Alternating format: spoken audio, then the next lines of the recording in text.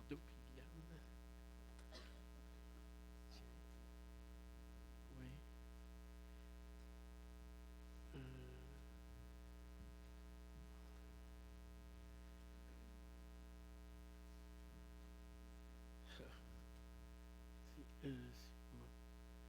Euh, est-ce qu'il y en a qui n'ont pas eu une petite feuille comme ça là, à l'entrée? Oui, ah oui, ben oui. Hein? Là, je pense que je ne distribuerai plus jamais ça. Ils sont tous collés ensemble. Puis, tiens, Thomas. Oui, OK. OK. Est-ce qu'il y en a. Oui, oui. Là? Oui, oui, Nathalie. Tiens. OK. Tu as encore des mains? Hein? Bon, OK.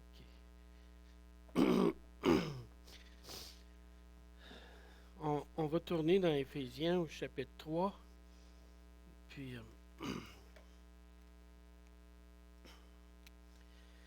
et puis, apparemment que c'est moi qui dirige cette affaire-là. Là.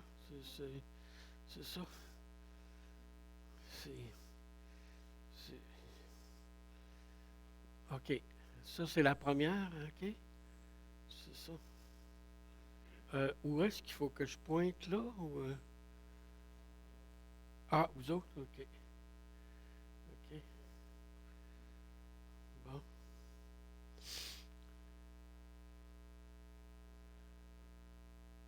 À droite? Oh,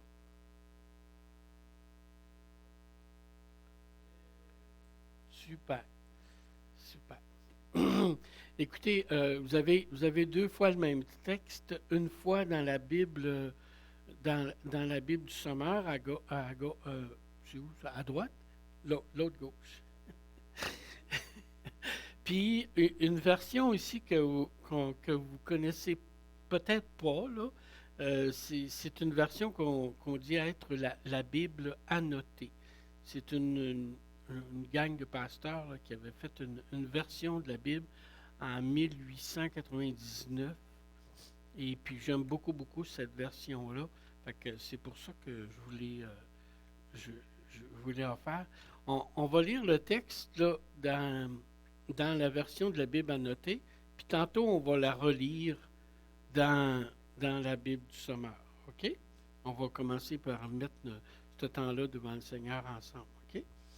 Seigneur, nous voulons vraiment te remercier pour ce temps que que tu nous donnes de pouvoir vraiment plonger les regards dans ta parole. Combien c'est merveilleux, Seigneur, de découvrir ton plan extraordinaire que tu as fait pour nous racheter, pour nous faire de nous tes enfants, pour, pour donner de gloire à ton nom, Seigneur. C'est merveilleux tout ce que tu as fait, tout ce que tu as établi. Et puis, ce matin, je te prie pour chaque personne qui est ici, pour que tu puisses nous rencontrer, chacun de nous, particulièrement, pour répondre à notre besoin, pour répondre aussi, on ne vient pas devant toi comme un Père Noël, tu sais, je veux dire, parce qu'on veut vraiment avoir une relation intime avec toi. On ne vient pas juste quémander, Seigneur, mais on veut être touché par toi, Seigneur. Alors, merci pour ce sang qui a coulé à la croix. Merci pour ton plan extraordinaire, Seigneur. Gloire à toi. Amen. Alors, voyez-vous, peut-être dans l'exposition d'Éphésiens, ben, ça fait plusieurs semaines ou quelques semaines qu'on a commencé. On a expliqué, on a exposé chapitre 1, chapitre 2. Puis là, maintenant, aujourd'hui, ben, comme vous voyez, c'est la première partie. Ben, c'est le chapitre 3 qu'on va lire ensemble. OK? Donc, quand Paul dit c'est à cause de cela, mais on va y revenir là, tantôt, c'est à cause de cela que moi, Paul, le prisonnier de Jésus-Christ, j'ai envie de sauter dans le texte tout de suite, là, mais on va essayer de me retenir. C'est le prisonnier de Jésus-Christ pour vous, païens. Qu'est-ce que c'est ça? OK. Si du moins vous avez appris que, vous avez appris la dispensation de la grâce de Dieu qui m'a été donnée pour vous. Ah, ça a-tu marché? Oui? OK. Savoir que c'est par révélation que m'a été donné à connaître ce mystère, comme je viens de vous l'écrire en peu de mots. Il fait référence à ce qu'il avait écrit au début de la lettre. Okay? Par où vous pouvez connaître, en le lisant, quelle est l'intelligence que j'ai du mystère de Christ. Savoir que les païens sont co-héritiers et d'un même corps et participants à la promesse en Jésus-Christ par l'Évangile, duquel j'ai été fait serviteur selon le don de la grâce de Dieu, qui m'a été donné selon l'efficace de sa puissance. À moi, le moindre de tous les saints, a été donnée cette grâce d'annoncer parmi les païens la richesse incompréhensible de Christ et de mettre en lumière devant tous quelle est la dispensation du mystère caché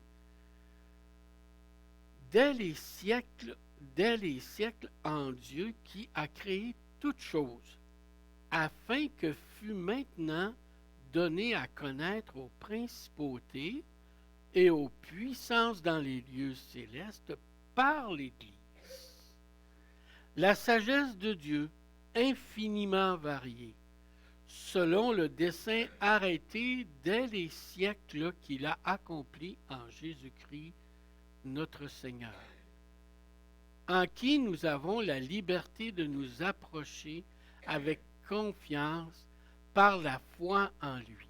C'est pourquoi je demande de ne point perdre courage dans mes afflictions pour vous, ce qui fait votre gloire. Bon, on va. Bon. Avez-vous compris quelque chose? Amen. Amen.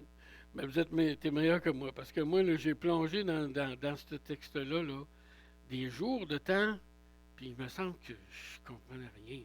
À rien. Tu sais, mais excusez-moi, je dis. Fait que c'est pour ça que je vous ai fait une petite feuille, OK? Puis qu'on va relire. On va la relire dans une autre version tantôt. Regardez, comme le verset 2.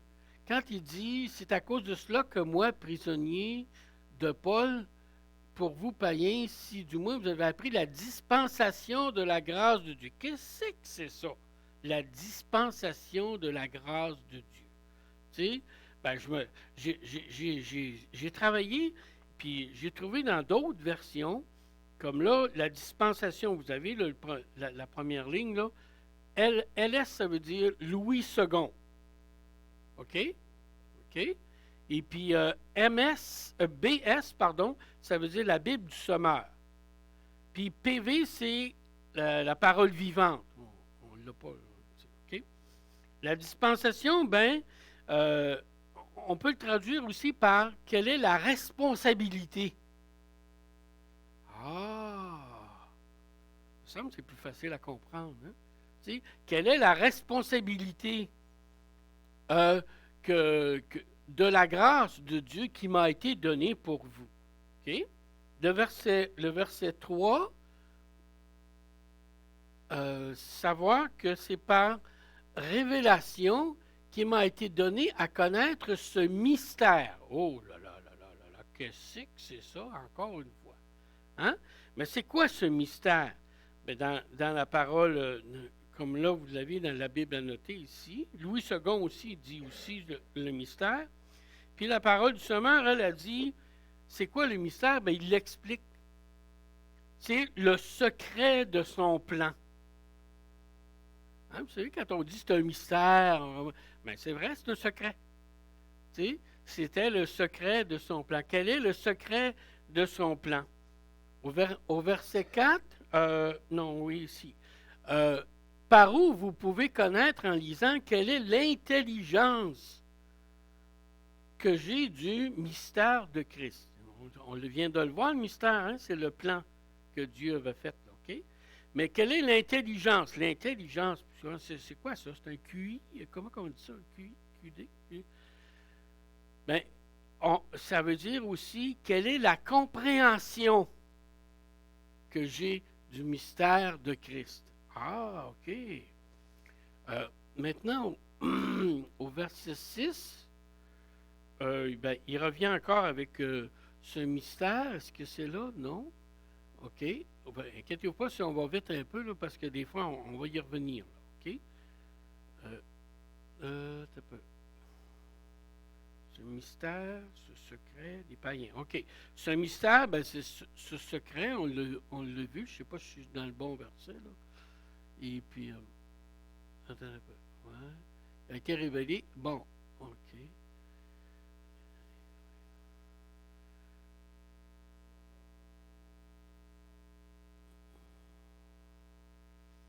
OK, lisant l'intelligence. OK.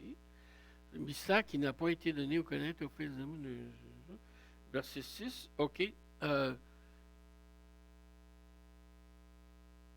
Bon, il doit être là, je me croirais. Oui, OK. À savoir que, c'est quoi le mystère, c'est quoi? C'est à savoir que les païens,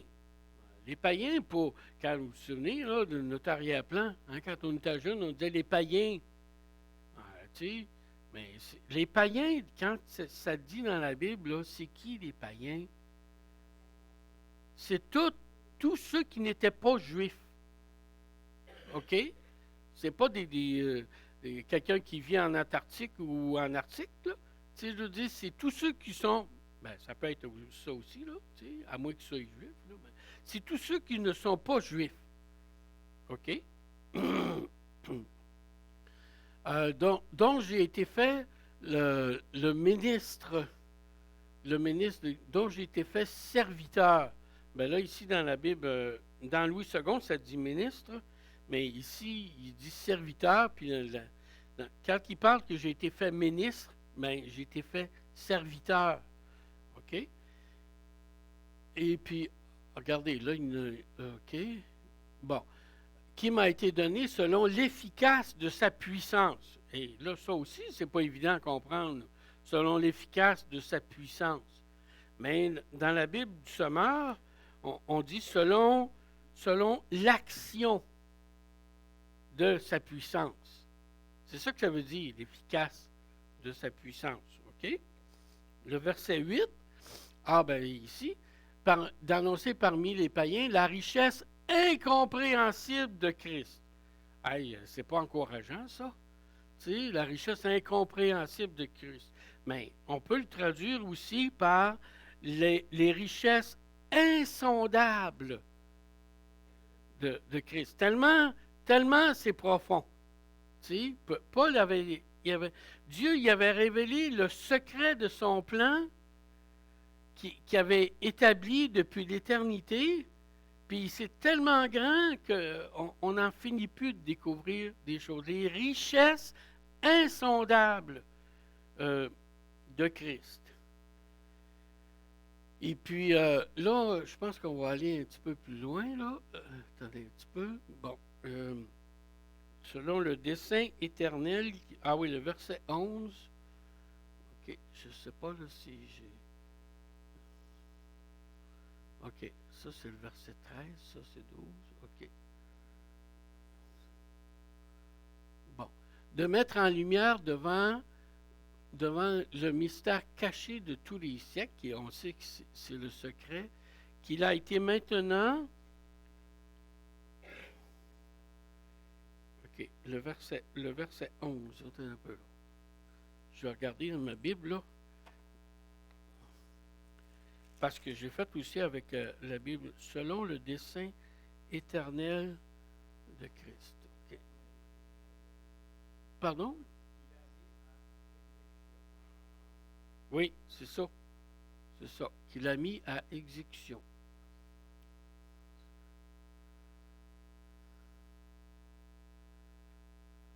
Bon, c'est ça.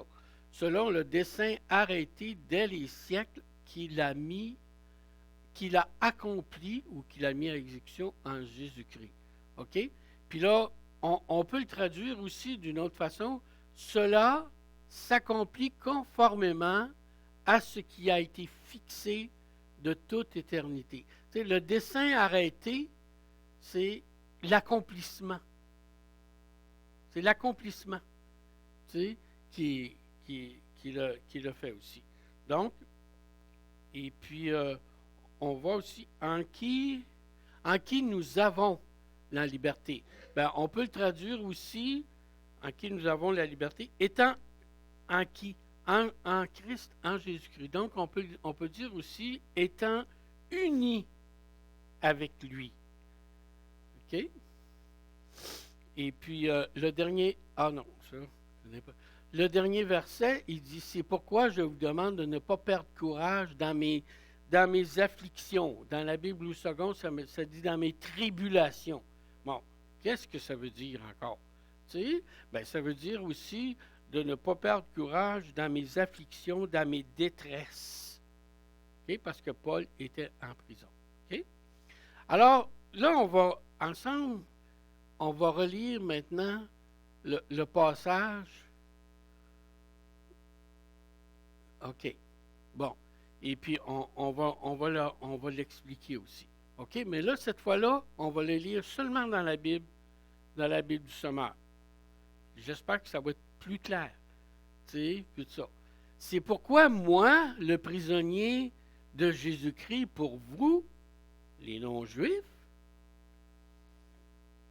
vous avez très certainement appris quelle responsabilité Dieu, dans sa grâce, m'a confiée à votre égard. Par révélation, il m'a fait connaître le secret de son plan, que je viens de résumer en quelques mots dans les chapitres, au début de la lettre. Okay? En me lisant, vous pouvez vous rendre compte de la compréhension que j'ai de ce secret qui concerne Christ. En effet, Dieu ne l'a pas fait connaître aux hommes des générations passées, comme il l'a révélé maintenant par le Saint-Esprit. À qui?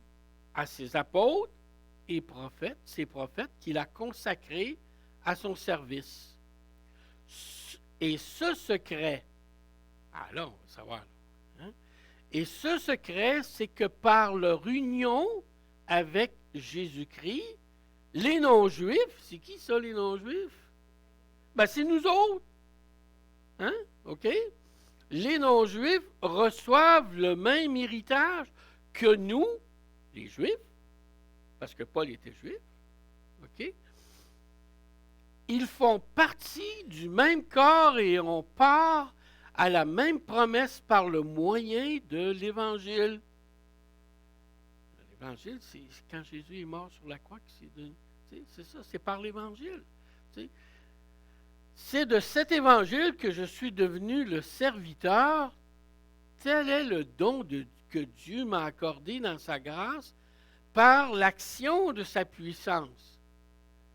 Et oui, c'est à moi, le plus petit de tous les membres du peuple saint, que Dieu a fait connaître cette grâce d'annoncer aux non-juifs les richesses insondables de Christ. Et de mettre en pleine lumière pour tout homme la façon dont Dieu mène ce plan à sa complète réalisation. Ce plan, Dieu qui a créé toutes choses, l'avait tenu caché en lui-même de toute éternité, parce que ce n'était pas le temps. Quand ça a été le temps, il l'a révélé par Jésus-Christ. Par cette mise en lumière, les autorités, ça c'est spécial, ça là, ce que Paul est en train de nous dire là, tu sais, Par cette... attends un peu, c'était quoi, là? OK.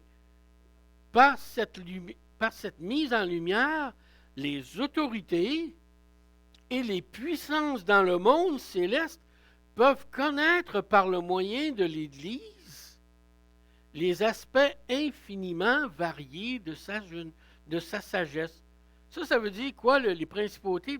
C'est les anges dont il parle ici. Là. Eux autres, ils regardent là, le plan de Dieu dans l'Église, là, puis ils n'en reviennent pas. Ils n'en reviennent pas de la sagesse de Dieu.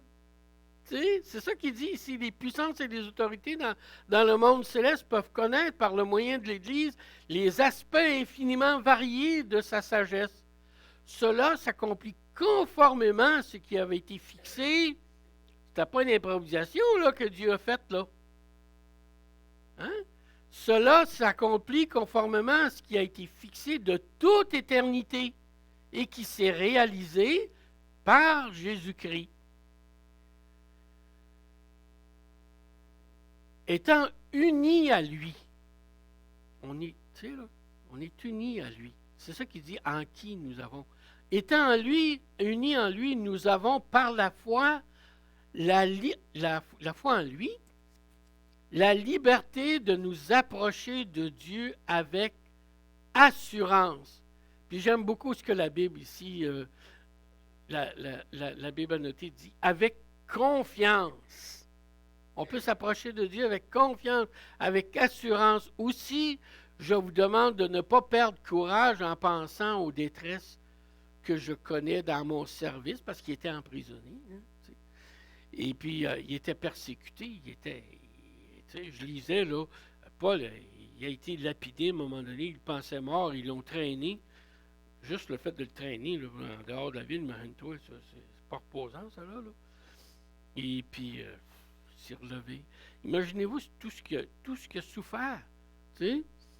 En pensant à mes détresses dans mon service pour vous, elles contribuent à la gloire qui vous est destinée. T'sais?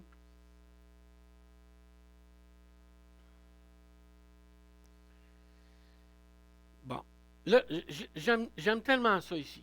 Paul, on va reprendre. Paul, il dit, c'est pourquoi moi, le prisonnier de Jésus-Christ pour vous, les non-juifs. Paul, il ne dit pas qu'il était prisonnier des Romains, là. Paul, il ne dit pas qu'il était prisonnier des souverains sacrificateurs qui voulaient l'éliminer. Il dit qu'il était prisonnier de Jésus. Il était prisonnier pour la cause de Jésus. Puis la meilleure façon que le Seigneur que Dieu, dans sa grâce, a permis, c'est que Paul soit pour être capable de témoigner l'Évangile à tout le monde.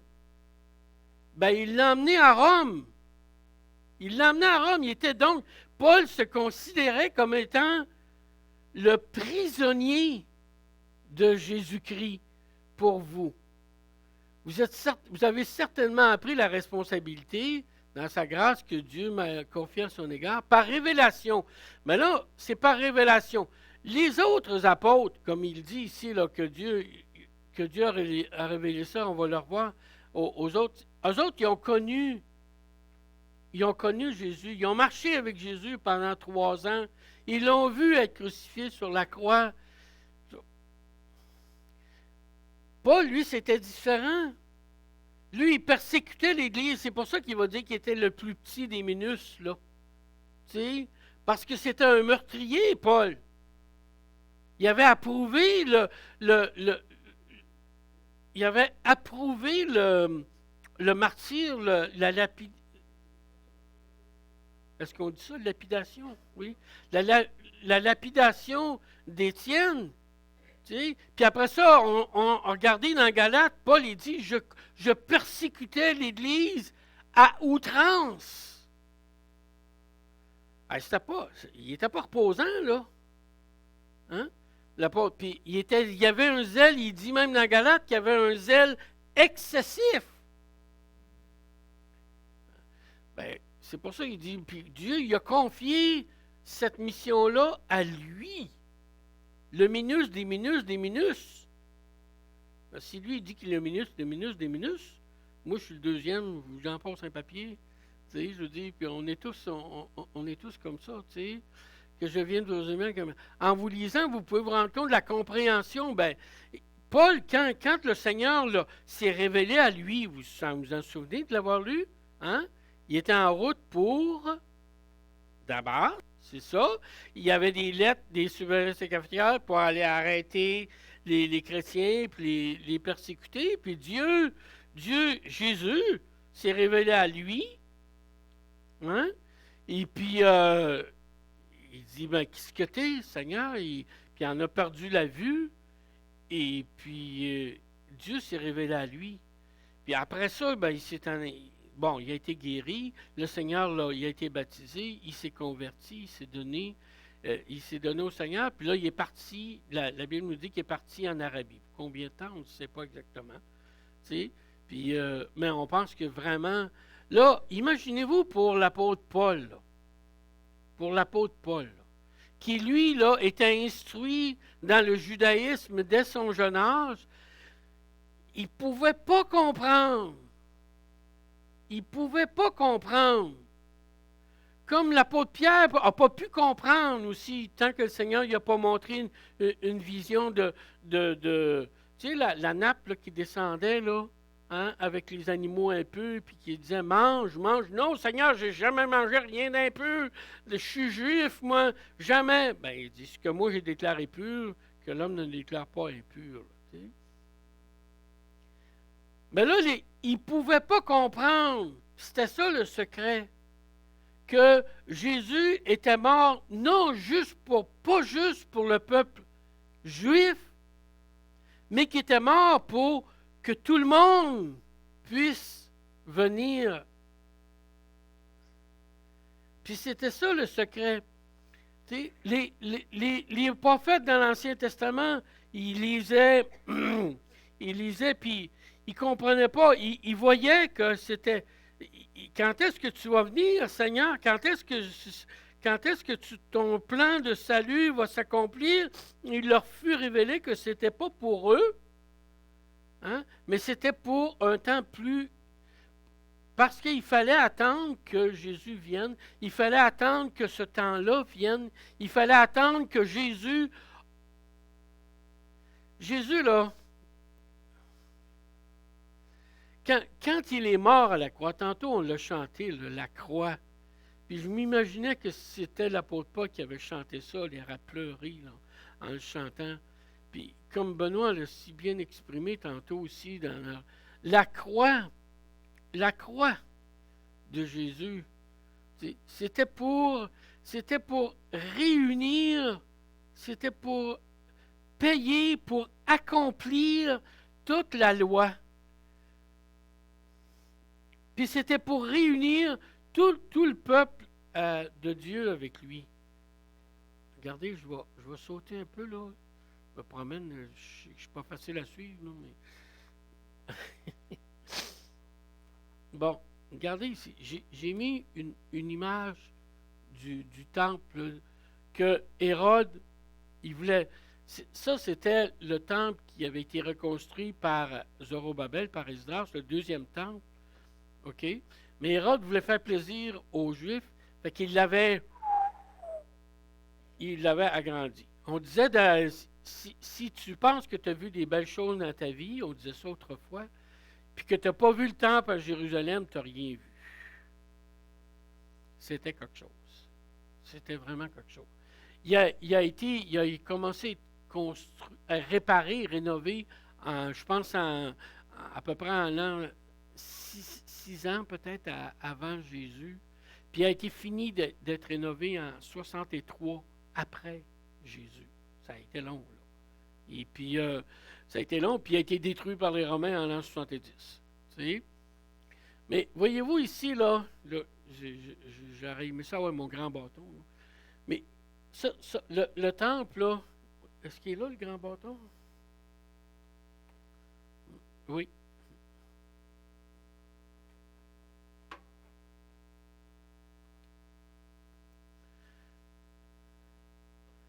Bon, ça, c'était le temple à proprement dit. Là. Dans ça, il y avait le Saint des Saints, où était censé être l'arche de l'Alliance. Ici, il y avait le Saint. Et puis ici, c'était la cour où était l'autel des holocaustes. Ici, ben, à l'époque de Salomon, c'était le parvis des Juifs. Mais à l'époque du roi de Jésus, là, ça c'était le parvis des femmes et le parvis des hommes. Et puis ici, c'était un autre parvis. Puis voyez-vous, là, ici, c'était le parvis des gentils. Tout le tour là. Autour de cette petite clôture-là. Puis Jésus, là, quand il est mort à la croix, qu'est-ce qui s'est passé? Mais le voile à l'intérieur du temple s'est déchiré depuis le haut jusqu'en bas. L'accès était ouvert. Amen. L'accès était ouvert. Puis aussi, quand il dit que Jésus a détruit aussi le mur d'inimitié, mais cette petite barrière-là empêchait les non-juifs d'avoir accès. C'était la Torah. C'était la loi qui protégeait finalement toute la révélation de Dieu. Ben, Jésus a détruit ça. Symboliquement, là. Mais ben, il a été détruit aussi. Mais, fait que Dieu a tout détruit. Jésus a tout accompli dans le monde. Okay? Le temps file, là, puis le temps est passé, là, comme d'habitude. Mais okay.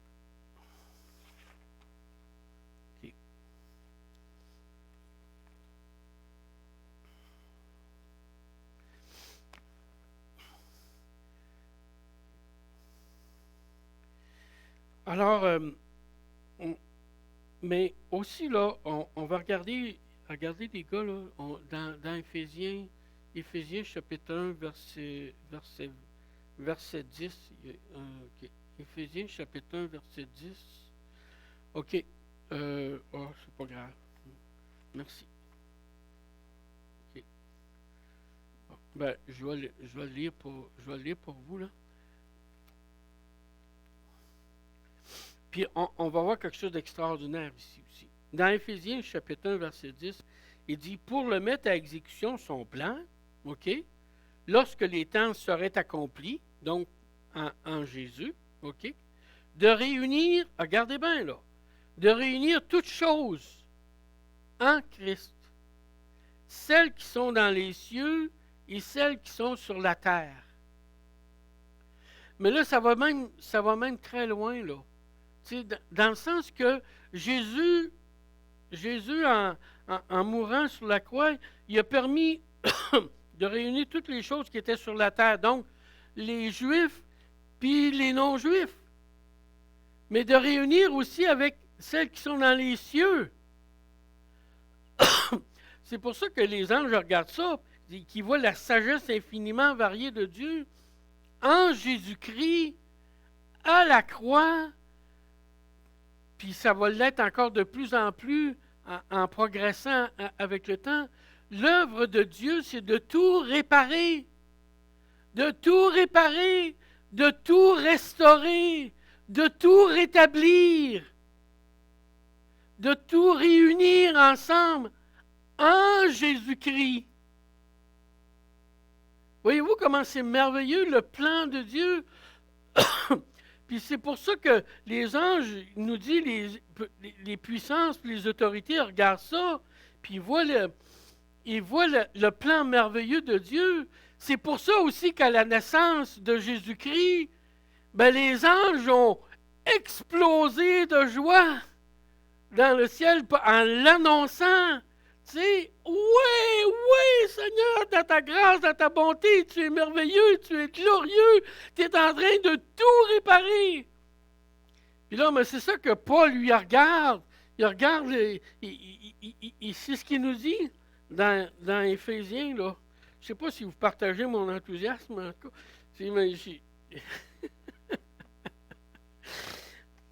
C'est vraiment, je vous dis, c'est vraiment extraordinaire, là, en tout cas. Bon, fait que il va falloir que je... OK. Donc, j'ai exposé, je voulais donner mon plan en commençant, puis j'ai exposé ce que je vous ai fait. Et puis maintenant, on a quelques petites questions à regarder ensemble. Puis après ça, on va terminer en appliquant ça. Bon.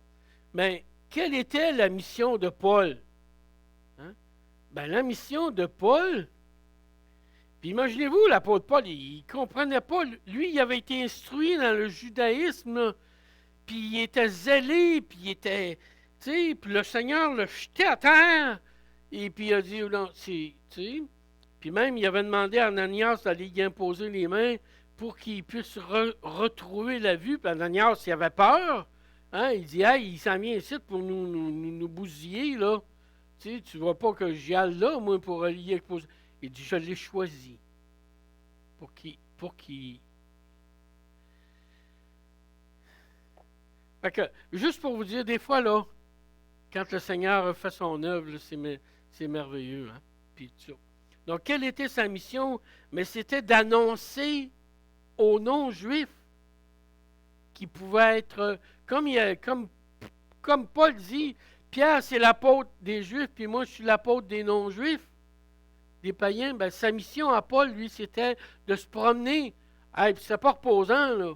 Quand il se fait arriver dans des villes là, comme Philippe, Thessalonique, Éphèse, toutes ces villes-là, c'était rempli d'idoles, c'était rempli de choses. Il y avait, puis les Juifs, la diaspora juive qui était répandue dans ces villes-là, lui, le persécutait parce qu'il annonçait que les non-juifs peuvent être sauvés. Puis pour eux autres, c'était un non-sens que les non-juifs pouvaient être sauvés, tu sais. Fait que c'est pour ça. Moi, je vous dis, faites attention de ne pas banaliser. De ne pas banaliser parce que nous, on est habitués, on le sait que les non-juifs, on le sait qu'on est ouvert. Mais eux autres, ils ne savaient pas. Ils ne comprenaient pas ça. Tu sais. La mission de Paul était celle-là. Le secret de Dieu, son plan est extrêmement difficile à comprendre. Et puis, qu'est-ce qu'il impliquait? Ben, il impliquait la mort à la croix de Jésus. Et pourquoi que ça a été caché depuis oui, c'était révélé dans l'Ancien Testament, mais pas aussi clairement que ça l'a été aux apôtres, puis aux prophètes du Nouveau Testament. Puis nous autres, on a la parole de Dieu. C'est absolument merveilleux, là. Tu sais? Puis, qui est-ce que ça impliquait, son plan?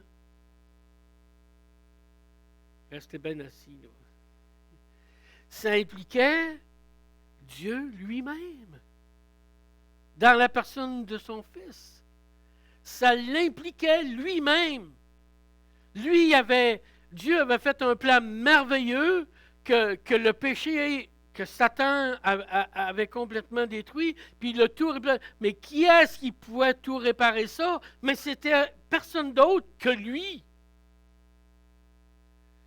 Puis je veux dire, les anges, moi, c'est pour ça que je vous dis, ça m'a tellement surpris là, que les principautés, les autorités dans les lieux célestes, regardent, ils n'en reviennent pas. Ils n'en reviennent pas. Comment est-ce que Dieu a été extraordinaire pour tout rétablir?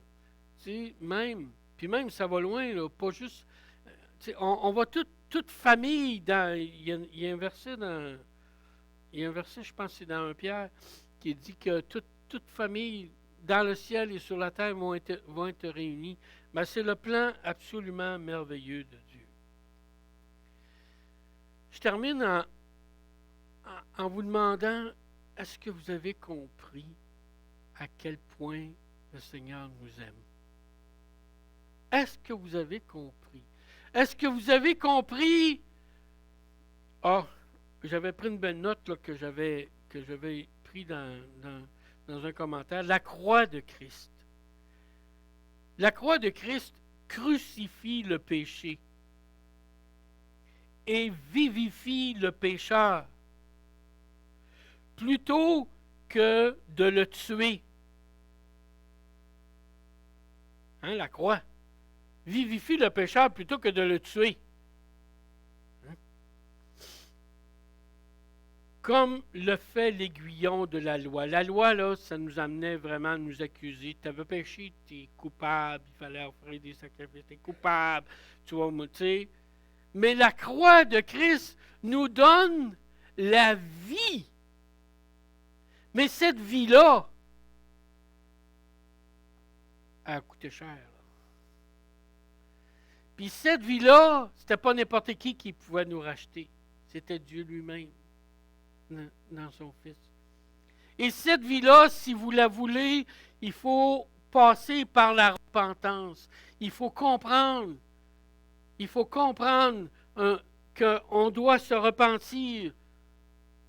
On doit se repentir pour comprendre, pour recevoir, de réaliser qu'on est des pécheurs. Puis là, si vous vous mettez à genoux devant le Seigneur dans vos cœurs, puis vous dites, Seigneur, je suis un pécheur, pardonne-moi. Qui va me pardonner si tu n'es pas capable, si toi, tu ne me pardonnes pas? Mais quand on réalise ça, là, il se produit la vie qui vient en nous. Au lieu d'être la mort, c'est la vie. La voulez-vous, cette vie-là? La voulez-vous, cette vie-là?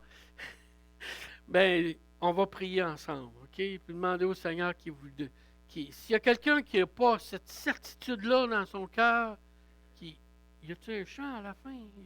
Oui. Fait que c'est ça. Fait que moi, vous pouvez venir. Et puis, j'ai-tu des pas? Non, je ne devrais pas trop pire. Fait que... demander au Seigneur qui touche les cœurs, qui touche le mien pour commencer, puis qui touche chacun de nos cœurs. Puis des fois, ben, tu sais, je regarde ça, le prisonnier de Christ, le prisonnier de Jésus-Christ. Des fois, si on passe des temps difficiles, c'est pas pour rien. C'est pas pour rien. Hein?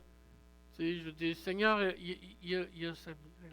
Seigneur, je te demande que s'il y a une personne ici aujourd'hui qui n'a pas connu une véritable repentance, qui n'a pas connu, qui n'a pas réalisé à quel point on est pécheur, à quel point elle est pécheresse, cette personne-là, mais je te demande, Seigneur, d'agir par ton Saint-Esprit, puis de la convaincre de péché, de justice, de jugement, de la convaincre qu'elle est pécheresse, de la convaincre de la justice en Jésus-Christ, puis de la convaincre que Jésus a pris son châtiment à la croix. Fais ce miracle, Seigneur, aujourd'hui. Et merci au Dieu d'amour pour ta plus grande gloire. Amen. Hein, c'est venez louer le Seigneur, vous les nations. Hein, c'est nous autres. Alors je vous invite à vous lever et on va chanter.